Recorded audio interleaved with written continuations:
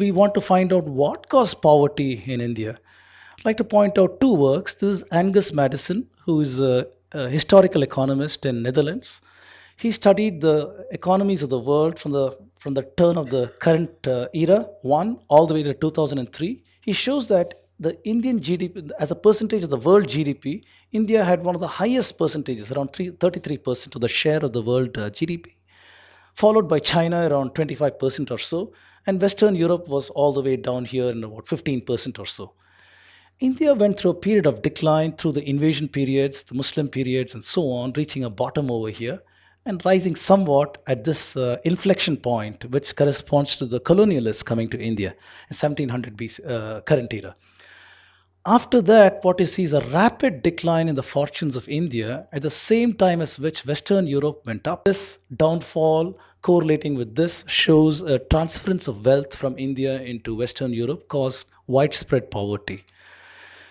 I'd like to point out the work by Will Durant. He's written an excellent book called Case for India. So I strongly urge everybody in this audience to download this from Google. It's a free book and try to read it. He came to India around 1930 and he was not sympathetic to the British cause. He's an American. So he came in and saw what the British had done. He was horrified. And he wrote this powerful book, The Case for India. Robert Clive, who traded money for guns and favor, East India Company, forcing Indians to sell cheap, buy exorbitantly, extracted hundreds of millions of dollars. Indians were taxed at two times as England and three times as Scotland.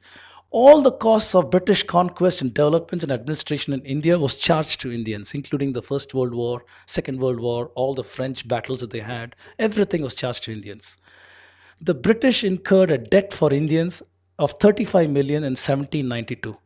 I believe the dollar figure is as of 1930 when Will Durant wrote this book. By 1860, it had become $500 million. By 1929, when Will Durant left India, it was $3.5 billion. So this is the debt that the British left India with. So if any of us have got any doubts about what caused poverty in India, these two graphs very powerfully show us what happened to India in recent times, the last 300 years or so.